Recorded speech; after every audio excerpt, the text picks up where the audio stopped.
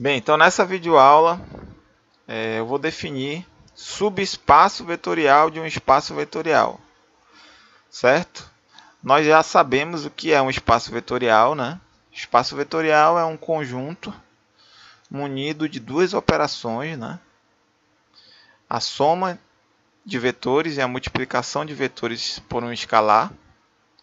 Esse escalar pode ser um número real ou complexo. E essas operações, elas têm determinadas propriedades que são chamadas axiomas de espaço vetorial, certo? Isso foi visto, né, no começo do período e é o pré-requisito para o entendimento da definição de subespaço vetorial. Lembrando que nós também vimos vários exemplos de espaços vetoriais. Por exemplo, o Rn, né, que é o conjunto formado pelas n-uplas de números reais, munido da soma de vetores, né, de elementos de Rn, e a multiplicação de um elemento de Rn por um escalar, né, a gente sabe que isso é um espaço vetorial. Foi visto isso. Então vamos para a definição de subespaço vetorial. Dado um espaço vetorial V, um subconjunto não vazio W será um subespaço vetorial de V se acontecerem as duas seguintes coisas que eu vou falar aqui. A primeira delas é: para quaisquer U e V pertencentes a W, tivermos U mais V pertencente a W. Ou seja, quando eu somo dois elementos de W, o resultado, no caso aqui U mais V, ainda está em W. Essa é a primeira condição, tá? A outra condição é: para qualquer alfa pertencente a R e U pertencente a W, tivermos alfa vezes U pertencente a W. Ou seja, se eu multiplicar qualquer escalar real por um vetor de W, por um elemento de W, o resultado dessa multiplicação por escalar, que no caso aqui é alfa vezes U, ainda está em W. Tá? Nesse caso, a gente diz, se essas duas coisas acontecerem, a gente diz que W é um subespaço vetorial do espaço vetorial V. Tá? Então, isso aqui é um teste para subespaço. Você quer verificar se um determinado subconjunto de um espaço vetorial é um subespaço? Você faz esse teste, né? Testa essas duas condições aqui. Se elas forem verificadas, né? Se elas forem válidas, você pode concluir que esse subconjunto é um subespaço vetorial. Tá? Aqui nós temos algumas observações, tá? Que são consequências imediatas da definição de subespaço vetorial. A primeira observação diz que W é ele próprio um espaço vetorial. Tá? Por quê? Porque, pela definição de subespaço, a soma de elementos de W é ainda um elemento de W. E a multiplicação de um escalar real por um elemento de W é ainda um elemento de W. Ou seja, todas as propriedades das operações do espaço vetorial V, né, que são os axiomas de espaço vetorial, vão ser válidos também em W, porque qualquer elemento, qualquer vetor, né, de W é um vetor do espaço vetorial V. Tá? Eu já estou chamando os elementos de W de vetor também, porque, conforme essa observação, um subespaço vetorial é ele próprio um espaço vetorial, considerando as operações do espaço vetorial que contém ele. Ok, pessoal? Então, essa é a primeira observação. Outra observação é que o vetor nulo do espaço vetorial V pertence a qualquer subespaço vetorial de V. Por que eu posso concluir isso? Posso concluir pela condição 2 aqui de subespaço vetorial. Né? Ó, a gente sabe que para ser um subespaço, qualquer subespaço tem essa propriedade. Quando eu multiplico um escalar por um vetor de W, o resultado dessa multiplicação do vetor pelo escalar ainda está em W. Em particular, quando eu tomo alfa igual a zero, né? Tomo o escalar zero, quando eu multiplico por um vetor qualquer aqui de W, o resultado vai ser o vetor nulo, certo? Então, basta tomar alfa igual a zero aqui, pessoal. Ok? que acontece? 0 vezes U vai ser igual ao vetor nulo de W. Lembrando que isso é uma propriedade de espaço vetorial que foi verificada, né? A gente verificou isso nas aulas de espaço vetorial. Tá bom? Então, a segunda observação diz que o vetor nulo pertence a qualquer subespaço vetorial de V. A terceira observação diz o seguinte, que o conjunto formado pelo vetor nulo de V e o próprio espaço vetorial V são subespaços vetoriais de V. Óbvio, né? Tá? Esses subespaços são chamados de subespaços triviais. Tá? É bem trivial verificar isso. Tá? Então, todo espaço vetorial tem pelo menos 2 subespaços vetoriais. Quais são eles? O subespaço formado pelo vetor nulo do espaço vetorial e o próprio espaço vetorial.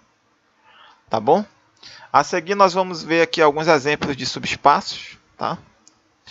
Primeiro, a gente vai ver um exemplo de subespaço de R2.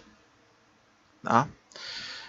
Uma reta passando pela origem de R2 é um subespaço de R2. Aqui nós temos uma representação geométrica, né? Aqui a gente tem uma reta, que eu estou chamando ela de W, uma reta que passa pela origem de R2. Eu posso afirmar que essa reta é um subespaço de R2. Por quê?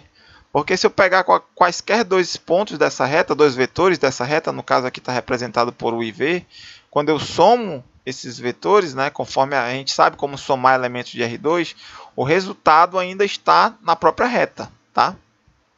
E quando eu multiplico qualquer escalar real por um ponto de W aqui, da reta W, né, por um vetor de W, o resultado ainda vai estar na própria reta W. Tá bom? Ok?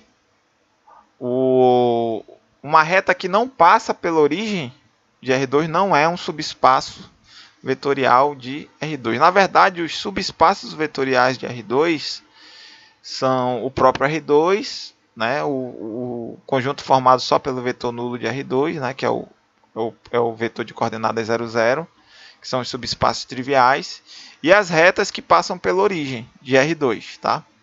Esses são todos os subespaços vetoriais de R2. Aqui nós temos um outro exemplo de subespaço vetorial. Agora eu estou considerando o espaço vetorial R3. Tá? E eu afirmo para vocês que um plano passando pela origem de R3 é um subespaço de R3. Como é que vocês verificam isso? Vocês pegam dois elementos, está aqui a representação geométrica, aqui a gente tem R3 e um plano passando pela origem de R3. Se vocês pegarem dois elementos quaisquer aqui de W, né, que eu estou considerando esse plano, e somarem, né, todo mundo sabe como soma elementos de R3, o resultado ainda vai estar em W. E quando você multiplicar qualquer elemento aqui de W, né, do plano W, por um escalar real, esse elemento ainda vai estar em W. Na verdade, a gente pode verificar que os únicos subespaços de R3 são o próprio R3, o conjunto formado pelo vetor nulo de R3, os planos que passam pela origem, todos os planos que passam pela origem de R3, e as retas, né? Consequentemente, é fácil ver também que as retas que passam pela origem são subespaços de R3. Tá? Vamos para mais um exemplo aqui. Tá? Vamos considerar o conjunto W formado pelos elementos que tem essa forma aqui, pessoal. São elementos de R5, tá? Cuja primeira coordenada é igual a 0. Ok? Ó, W é formado pelos vetores de R5. Ó, tem 5 coordenadas aqui. Ó, 1, 2, 3, 4, 5. Cuja primeira coordenada é igual a 0. Então, para um elemento de R5, um vetor de R5 pertencer a W, ele tem que ter a primeira coordenada igual a 0. Tá bom? Então, W é formado por todos os vetores de R5 com a primeira coordenada igual a 0. Eu estou afirmando que ele é um subespaço de R5. Como é que eu verifico se de fato W é um subespaço de R5? Eu faço teste de subespaço. Eu verifico se a soma de vetores de W é ainda um vetor de W e verifico se a multiplicação de um vetor de W por um escalar ainda é um vetor de W. Tá? Se essas duas coisas acontecerem, eu posso concluir que W é um subespaço de R5. Então vamos lá, vamos verificar. Aqui eu tenho uma observação. Note que qualquer vetor de R5 que tenha a primeira coordenada igual a 0 é um elemento de W, né? Como eu havia dito, certo? Para um elemento de R5 pertencer a W, ele tem que ter a primeira coordenada igual a 0. Ok? Então vamos lá, vamos verificar que W é subespaço de R5. Então eu vou tomar aqui dois vetores de W. Peguei aqui o vetor U, de coordenadas 0, x2, x3, x4, x5. Notem que ele é um vetor de W porque a primeira coordenada é igual a 0. E tomei um outro vetor de W, chamei de V, ele tem coordenadas 0, y2, y3, y4 e y5. Né? São dois vetores de W, vou somar. Se a soma estiver em W, eu posso concluir que vale a primeira condição, né, de subespaço, a primeira propriedade para ser subespaço. Quando eu somo U mais V, a gente sabe como somar vetores de R5, soma coordenada a coordenada. U mais V é o vetor de coordenadas 0, x2 mais y2, x3 mais y3, x4 mais y4, x5 mais y5. Certo? Eu somei o vetor U com o vetor V e obtenho esse vetor aqui. Esse vetor pertence a W? Pertence. Por que ele pertence a W? Porque a primeira coordenada dele é 0. Certo? Porque eu somo a primeira coordenada de U com a primeira coordenada de V é 0. Né? 0 mais 0 é 0. Essa é a condição para um vetor estar em W. Logo, U mais V pertence a W porque a primeira coordenada de U mais V é 0. Agora eu preciso verificar se eu multiplicar qualquer escalar real por um vetor de W, o resultado dessa multiplicação ainda vai estar em W. Vamos ver aqui. Peguei alfa real e vou multiplicar pelo vetor U que eu tomei aqui. Tá? Quando eu faço a multiplicação de alfa por U, a gente obtém o vetor de coordenadas 0, alfa x2, alfa x3, alfa x4 e alfa x5.